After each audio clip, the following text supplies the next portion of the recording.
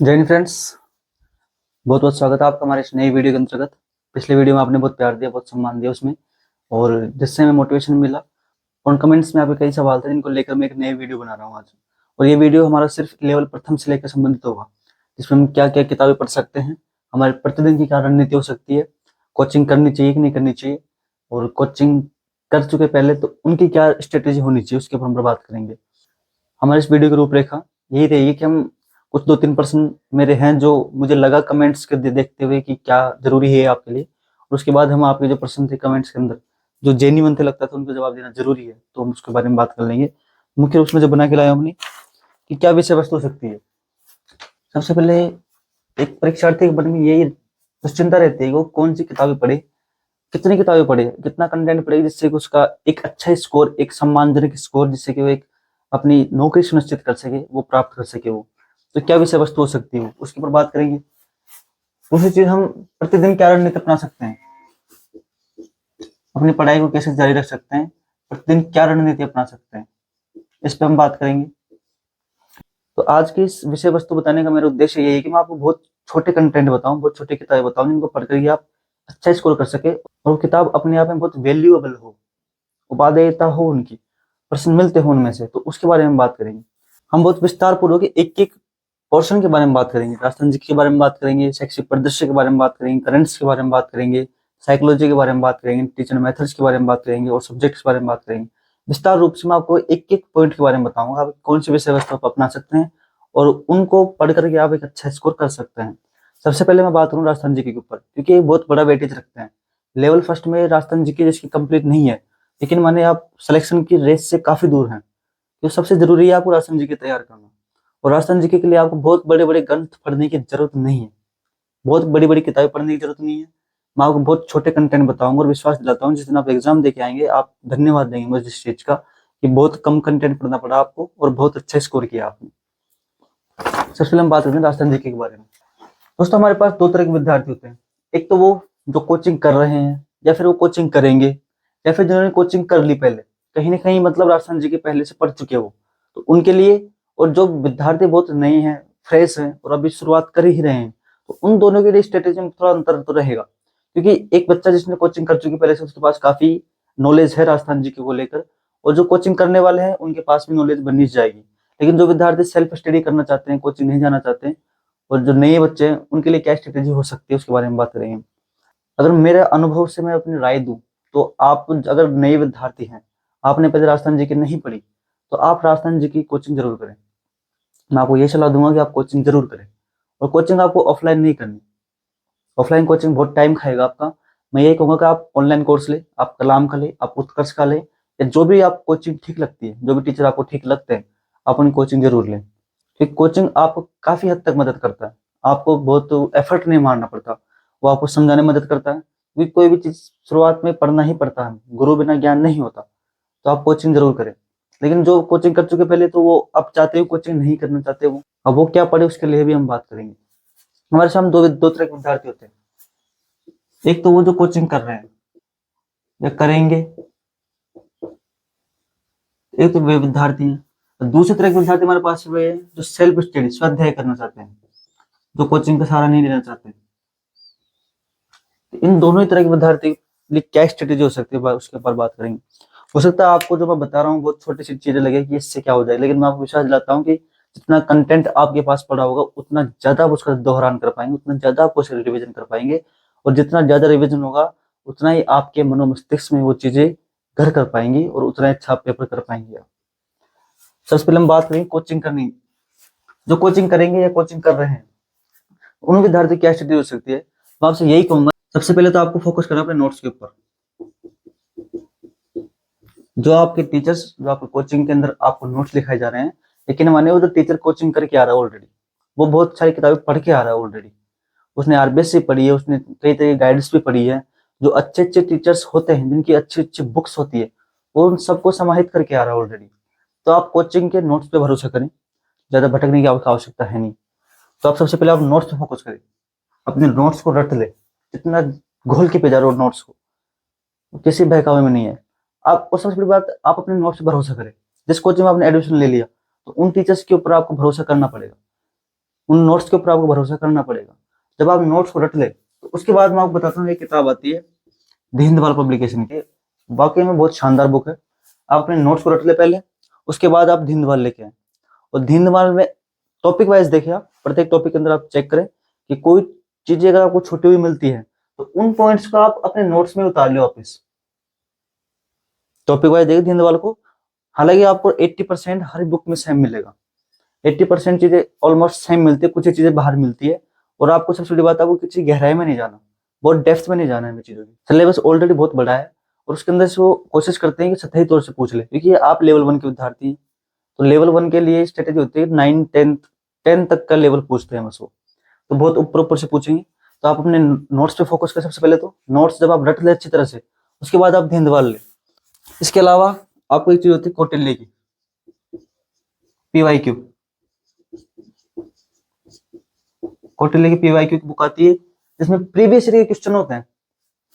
PYQ में क्या होता है, प्रीवियस जो पहले मतलब कोई भी टॉपिक है, नदियां टॉपिक है, मान लो नदियों के संबंधित कोई प्रश्न पूछा गया है, तो उस प्रश्नों का समाकलन इस बुक में बहुत अच्छा किया हुआ है कौटिल्य के अंतर्गत।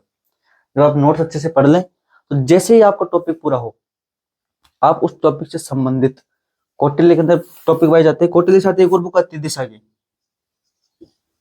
दिशा एग्जाम गाइड, दिशा एग्जाम गाइड एक बुक आती है। कौटिल्य और दिशा इसमें दोनों एक ही चीज है, इसमें कुछ अलग मिल सकता है कौटिल्य में आपको, अच्छी बुक है कौटिल्य भी। दिशा में भी वही होता है, जो प्रीवियस ईयर के क्वेश्चन होते हैं वो समाहित होते हैं, और साथ में उसकी थ्योरीज भी होती है। आपकी राजस्थान जीके में मैं बोलता हूँ 90% स्कोर आप कर पाएंगे आराम से, अगर आपने 3 चीजें पढ़ ली तो, ये 4 चीजें पढ़ ली तो। आपको बहुत मोटी मोटी किताबें नहीं पढ़ने को, हर कोई बोलेगा कि लक्ष्य ले आओ, नाथ के लिए आओ और शिखवाल के लिए आओ, ये था भंडार है, क्योंकि गाइड से हो, और गाइड्स के अंदर जब छापने वाला होता है ना, तो वो बेवजह चीजों को भी डाल देता है, क्योंकि वो ये चाहता है कि सारे प्रश्न मेरी किताब से मिल रहे हैं, हालांकि उनमें सभी प्रश्न मिल भी जाएंगे। इस बात की क्या गारंटी है कि हम पूरी किताब को कवर कर पाएंगे, इतनी मोटी किताब होती है, अक्षर होते हैं छोटे छोटे से उसके, एक पेज में कोई 3000 अक्षर आ जाते हैं, कैसे पढ़ पाएंगे उन्हें, कैसे याद कर पाएंगे हम? और क्या जरूरी है कि वो इंपॉर्टेंट हो एग्जाम की दृष्टि से? वो तो बस अपनी सुविधा के लिए सब कुछ भर देते हैं उसके अंदर। इसलिए मैं आपको बोलता हूँ आप गाइड ना लाएं, गाइड ना लाएं आप अपनी, अगर आप कोचिंग कर रहे हैं तो आप अपनी कोचिंग के नोट्स पढ़े, दीनदयाल की बुक ले आए क्रॉस चेक करने के लिए, और तीसरी कौटिल्य दिशा, इन दोनों को जरूर लाएं आप कोचिंग करते हो या ना करते हो कोई फर्क नहीं पड़ता, इन दोनों को आपको लानी ही लानी है, क्योंकि ये आपकी तैयारी को बहुत धार देंगे। आगे हम बात करते हैं स्वाध्याय करने वालों के ऊपर।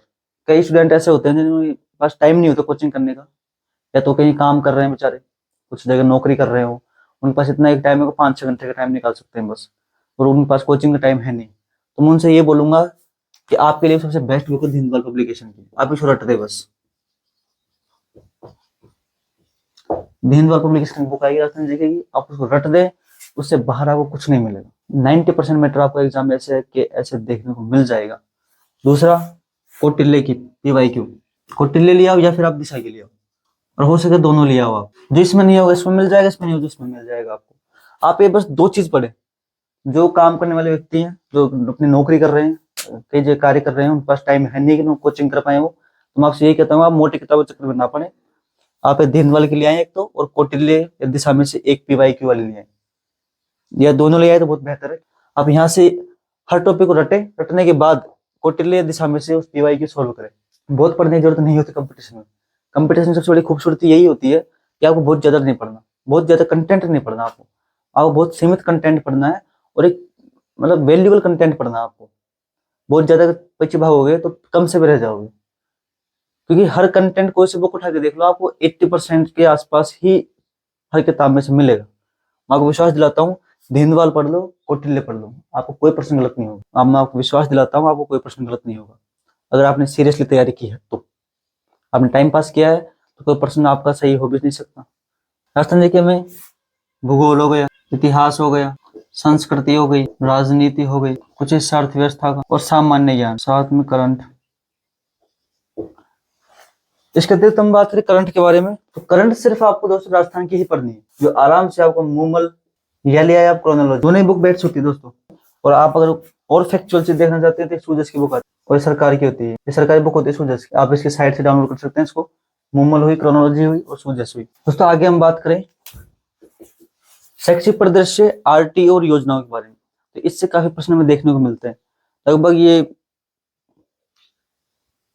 30-35 प्रश्न आराम से इसमें से आपको देखने को मिल जाएंगे। और अब आप चाहते हैं कि इनमें बहुत कम कंटेंट में पढ़ के अच्छा स्कोर कर सकें, तो दीनदयाल पब्लिकेशन की बहुत बेस्ट बुक आती है इसकी भी, दीनदयाल की। आप दीनदयाल ले ले या फिर आप आरबीडी भी ले सकते हैं। आरबीडी और दीनदयाल में से आप कोई सी भी एक ले ले, दोनों बेस्ट बुक है। और ज्यादा प्रेफर करते तो आप दीनदयाल ले सकते हैं, बहुत बेस्ट बुक है दोस्तों ये, बहुत अच्छा संकलन किया है सर ने। और दीनदयाल बुक एक नंबर बुक है, आप इसको ले सकते हैं। इसमें आपको शैक्षिक प्रदर्शन मिल जाएगा, आरटी मिल जाएगा, योजनाएं मिल जाएंगी। साथ ही मैं आरटी के लिए आपको एक सजेशन दूंगा। आरटी के लिए आप 2009 हुआ और आरटी राजस्थान वाला 2011 रूल्स हुआ। हो सके तो आप इसके ऑफिशियल वेबसाइट से इसकी जो पीडीएफ है वो निकाल ले, ऑफिशियल वेबसाइट से। ऑफिशियल वेबसाइट लगभग ये 20-25 पन्ने की होगी, ये पूरा 20-25 पन्ने का, ज्यादा बड़ा है नहीं है। तो हो सके तो आप इसको ऑफिशियल निकाल ले, उसको एक बार देख जरूर ले। हालांकि दीनदयाल हुआ, आरबीडी, इन्होंने ऑलरेडी निकाल करके उसमें से जो इंपॉर्टेंट टॉपिक्स होते हैं उनको छांट पीट के डाला हुआ है, तो आप निकालने की वैसे आवश्यकता नहीं है। आप चाहें तो आप देख सकते हैं।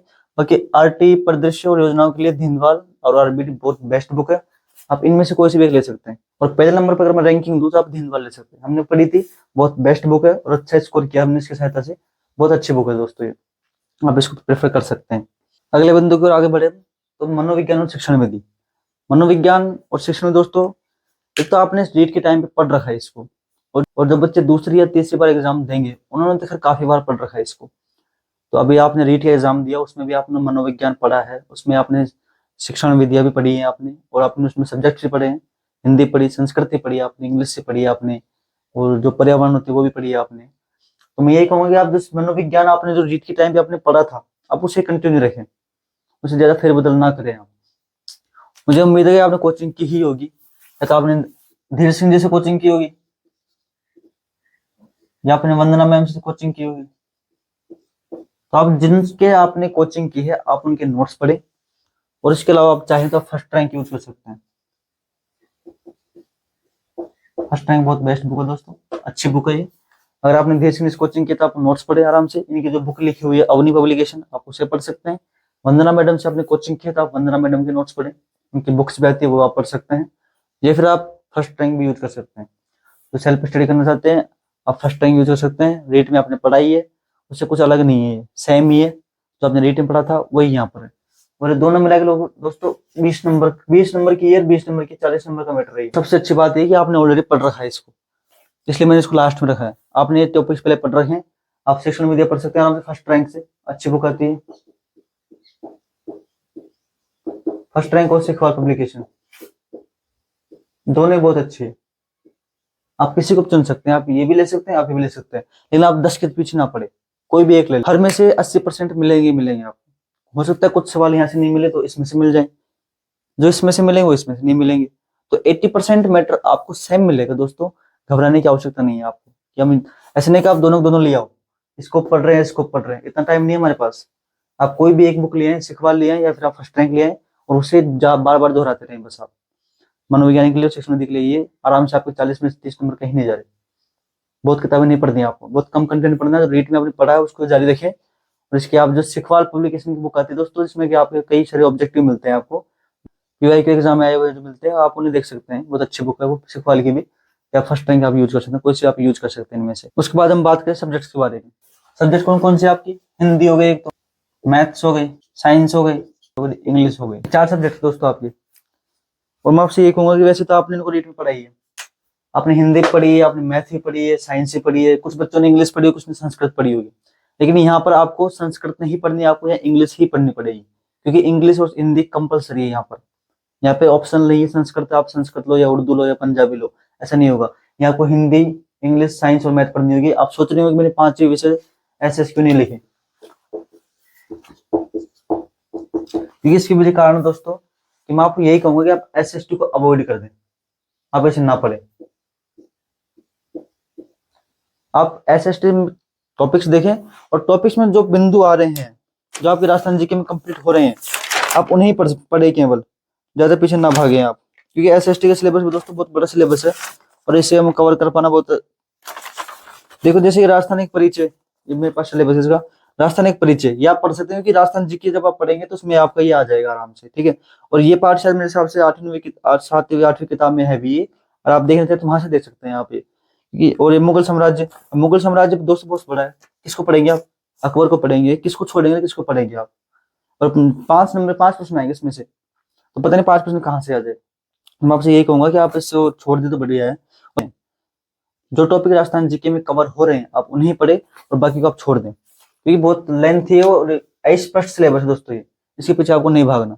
5 नंबर का सिलेबस है, 5 अंक आएंगे, 5 प्रश्न आएंगे इसमें से, और 5 प्रश्नों की कुर्बानी देने को तैयार रहें आप, क्योंकि आपका सिलेबस बहुत बड़ा है, उसको कवर करना हमें पहले। इसको हम छोड़ सकते हैं, रिस्क ले सकते हैं, क्योंकि हम 100 के पीछे नहीं भागेंगे, हमें 80-90% के पीछे भागना और 70% का स्कोर करके अपनी जीत सुनिश्चित करना, और 70% का स्कोर करके हमें अपनी जीत सुनिश्चित करनी है बस, हमें नहीं भागना 100% के पीछे, ठीक है दोस्तों। अब हिंदी के लिए आप अपने एनसीईआरटी की बुक आती है नवीन हिंदी व्याकरण। वैसे तो आपने रीट जब तैयारी की थी तब आपने हिंदी पढ़ी होगी, आपने हो सकता है कोचिंग में की होगी, और नहीं की होगी तो आपने किसी न किसी बुक से पढ़ाई होगा, तो आपको वो बुक बदलने की जरूरत नहीं है, जो आप बुक से आपने पढ़ी है उसको जारी रखिए बस आप। मैथ्स भी आप, मैथ्स 8, 9, 10वीं 10th तक की मैथ आएगी। पिछली बार लगभग सारे 5 में से लगभग 3 सवाल 10th की मैथ में से आए थे, एज इट इज उठ के आए थे, कुछ नहीं बदला। हमने तो 9, 8, 9, 10th जो मैथ्स थी हमने टॉपिक मिलाए, टॉपिक के अकॉर्डिंग जो किताब में थे बस पढ़ा भी होगा शायद। हाँ सिलेबस आप सिलेबस में देख सकते हैं, कोई कुछ एक टॉपिक आपको नहीं मिलेंगे, जैसे प्रतिशत हुआ, लाभ हानि हुए, सरल ब्याज, चक्रवृद्धि ब्याज आपको नहीं मिलेंगे, बाकी ऑलमोस्ट सभी आपको मिल जाते हैं। और पिछली बार काफी सवाल तो 10th में से उठ के आए थे एज इट इज, कुछ परिवर्तन नहीं था उसके अंतर्गत, ऐसे उठ के आ गए थे। मैथ के लिए तो आप मैं यही कहूंगा आप 8, 9, 10th की पढ़ सकते हैं, और साइंस के लिए भी आप 8th, 9th और 10th तक पढ़ें, ज्यादा किताबों पीछे भागने की आपको जरूरत नहीं है। 5 प्रश्न आएंगे, और 8, 9वीं और 10वीं, 8वीं, 9वीं और 10वीं की जो बुक्स होती है साइंस की, उसमें आप टॉपिक्स मैच कर लें, उसमें आप टॉपिक्स मैच कर लें, और उस टॉपिक्स के अकॉर्डिंग उन पाठों को ही आप पढ़े केवल, और अपने छोटे शॉर्ट नोट्स तैयार कर लें उनके लिए। 10-15 दिन में आपके आराम से हो जाएंगे, ज्यादा बड़े नहीं है, आप उनसे ही पढ़े। इंग्लिश भी आप मैं यही कहूंगा कि जो 8वीं, 9वीं, 10वीं तक ग्रामर होती है उसमें से तैयार करें कंटेंट। और ये फ्रेजल वर्ब हो गई, वन वर्ड सब्स्टिट्यूशन हो गए, इनको आप छोड़े तो बेहतर है, क्योंकि ये अथाह है, इनका खूब भंडार है, और हमें पता नहीं कौन सा जाए। इससे सब आर्टिकल तैयार करें, टेंस तैयार करें, वॉइस नरेशन तैयार कर सकते हैं, ये छोटे टॉपिक इनको आप अच्छे से तैयार कर सकते हैं। तो बड़े टॉपिक्स आप लोग छोड़ दे तो बेहतर है, छोड़ दें आप, ज्यादा पीछे ना भागे आप, क्योंकि इनके चक्कर में जो आप और अच्छा कर सकते थे और सब्जेक्ट्स में आप अच्छा कर सकते थे, वहां से हाथ धो बैठते हैं आप। क्योंकि हमें मेंस में राजस्थान जीके वाले पोर्शन में बहुत अच्छा ध्यान रखना, क्योंकि ये चीज तो आपने रीट प्री के दौरान भी तैयार कर लिया था, कोई बड़ी बात नहीं इनमें, तो हमें उस पर ज्यादा फोकस करना है, शैक्षिक परिदृश्य उस पर फोकस करना है। जब आप एक दिन करने बैठोगे सब्स्टिट्यूशन, वन वर्ड सब्स्टिट्यूशन करने बैठोगे, फ्रेजल वर्ब्स करने बैठोगे, तब तक आप 10 योजना तैयार कर लाइए, और 10 में से क्या पता कोई मिल जाए, और इसमें पता नहीं कोई मिलेगा ना मिले, कितने याद करोगे इनको, अथाह भंडार इनका तो। इसलिए बोलता हूँ आप तो बहुत समझदारी से तैयारी करें, और अक्सर ये बोलता हूँ मैं कंपटीशन के दौर में क्या पढ़ना है वो जरूरी नहीं है, क्या नहीं पढ़ना वो जरूरी है, किन चीजों को छोड़ना है। अगर आप वो आ गए आपको, तो आपको सिलेक्शन से कोई नहीं रोकने वाला। हम नौकरी लेके बैठे हैं कम उम्र में, तो उसके पीछे यही कारण है कि हमने बहुत सही समय पे हमारे गुरु ने जो हमें समझाया, ये आपको क्या नहीं पढ़ना उसको चयन करना है। और कंपटीशन बहुत टफ भी नहीं होता, अगर आपको सही दिशा में सही डायरेक्शन में स्ट्रेटेजी के साथ तैयारी करते हैं तो कोई बड़ी बात नहीं होती नंबर लाना, ठीक है दोस्तों। और अगला बिंदु होता है आईसीटी का। आईसीटी 5 प्रश्न आएंगे दोस्तों, इसको 5 प्रश्न आता है आईसीटी के कंप्यूटर, और इसमें इतना कुछ डाल दिया कि ना तो इसका सिलेबस स्पष्ट है कि कौन से टॉपिक कहाँ से आएंगे, कौन सी बुक्स आएगी इसकी, कोई सब पूरी तरह से स्पष्ट है। और इन 2 चीजों के लिए तो आपको मैं स्पेशली बोलूंगा कि आप इनको छोड़ दें, आप इसको भी ना पढ़े और आप इसको भी ना पढ़े, मत पढ़ो इनको। ये 5 अंक की 5 प्रश्न ये, 5 प्रश्न ये, 10 प्रश्न ये। और इंग्लिश के अंतर्गत कुछ एक चीजें 2-3 नंबर की वो आएगी, ज्यादा से ज्यादा 2 नंबर की होगी, तो मैं आपको बोलता हूँ आप 20 नंबर तक रिस्क लेकर चल सकते हैं आराम से, आप 20 नंबर तक का रिस्क ले सकते हैं आप, क्योंकि कई चीजें ऐसी होती हैं जो जरूरी नहीं होती, और वो बहुत बड़ी भी होती है, और आवश्यक नहीं है कि वो परीक्षा में आए ही आए, क्योंकि हम 10-15 चीजों को याद करेंगे और पता नहीं 1-2 प्रश्न के आए ही नहीं आए उनके, उससे अच्छा हम किसी और चीज को याद कर लेंगे जो स्कोरेबल होगी, वैल्यूएबल होगी। तो आपको ये तय करना पड़ेगा आप इनको छोड़ सकते हैं। और आपको 10-20 नंबर तक का मैटर आप छोड़ रहे हैं तो कोई दिक्कत नहीं, छोड़ दीजिए आप, क्योंकि आपको बहुत टाइम खींचेंगे ये दोनों, आपको बहुत टाइम खींचेंगे और फालतू का मानसिक तनाव देगी जो अलग। हमें 100% थोड़ी जाना है। गई बार 65% के अप्रोक्स रही थी कट ऑफ जनरल की, तो ज्यादा से ज्यादा बढ़ेगी तो इस बार 70-75 तक जा सकती है बस, इससे ज्यादा नहीं जाएगी। तो आपको 90% का मैटर तैयार करें, 75 तक स्कोर करे, कोई दिक्कत नहीं, आपको आराम से हो जाएगी सिलेक्शन। ठीक है दोस्तों, मुझे लगता है हमें अपना सेशन खत्म करना चाहिए। लगभग सभी सवाल हमने ले लिए हैं और उम्मीद करते हैं कि आपको शायद ये कारगर सिद्ध हो आपके लिए।